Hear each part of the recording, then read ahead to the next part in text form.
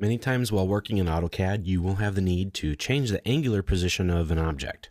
Now, it could be the position of a house on a lot, a chair in a room, or anything. Maybe even a gear needs to be rotated in your drawing, just a certain way. Now, there are many reasons to need to rotate an object, and AutoCAD is very specific on how it rotates objects. So let's open up an example file. Go to Open Files, go to this chapter's project folder, and open up the Rotation Examples drawing file. Here I have drawn in a few lines at specific angles, and some of those angles have been labeled.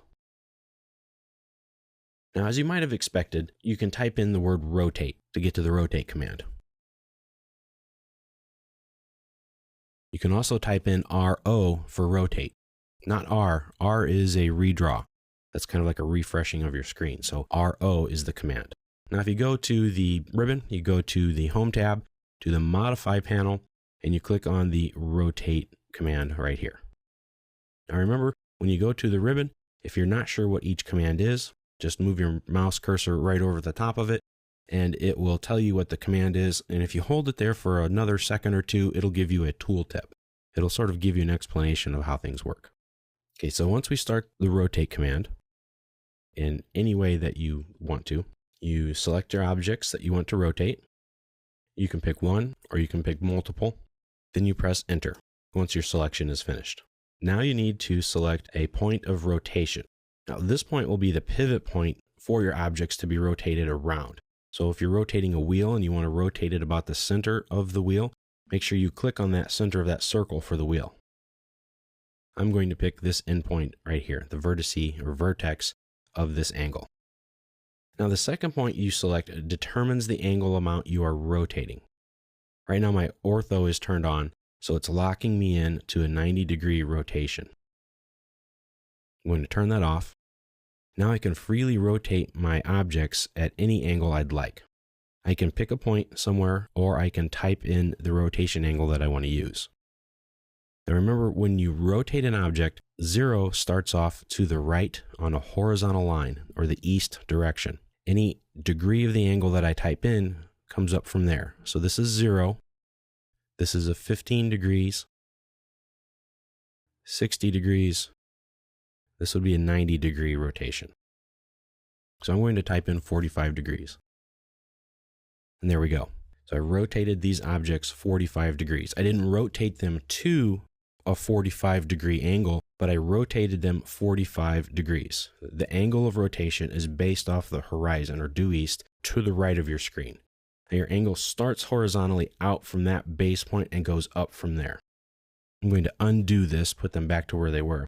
If we look at these lines again here on the right, imagine that I need to rotate the line at 15 degrees, that's this line, but I need it to be at the 90 degrees.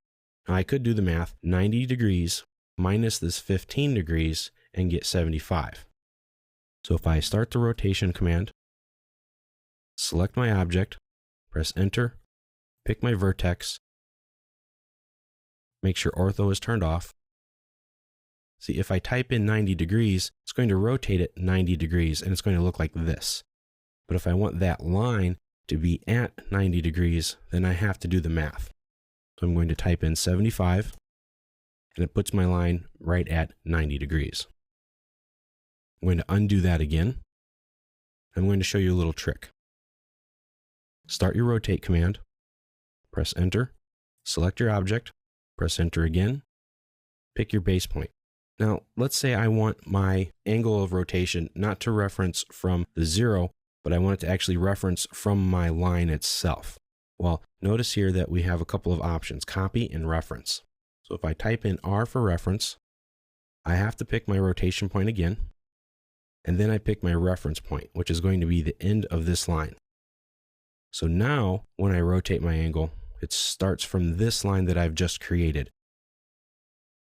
And now I can bring it all the way up to the top. So that sometimes will make things easier for you to rotate. But if I type in 90 degrees, again, it's going to rotate 90 degrees. But now in this case, if I turn my ortho back on, it's going to pull it all the way up to the top at a 90-degree angle. So that's a couple of little tricks that you can use when rotating. you can use that reference. I use that reference option in the rotate command quite often. Now I want to show you the copy option in the rotate command. So you start the rotate command, select your line, press return, pick your base point. I'm going to turn off my ortho, and I'm going to select the copy option. I'm going to type in the letter C, press return. Now, if you want to use the copy option, you have to do that first, before you use the reference option. Once you start the reference option, the copy option is no longer available to you. So I'm going to do the reference option now. I'm going to pick my base point, my reference point, and I'm going to turn my ortho back on. And now I'm going to make a rotated copy.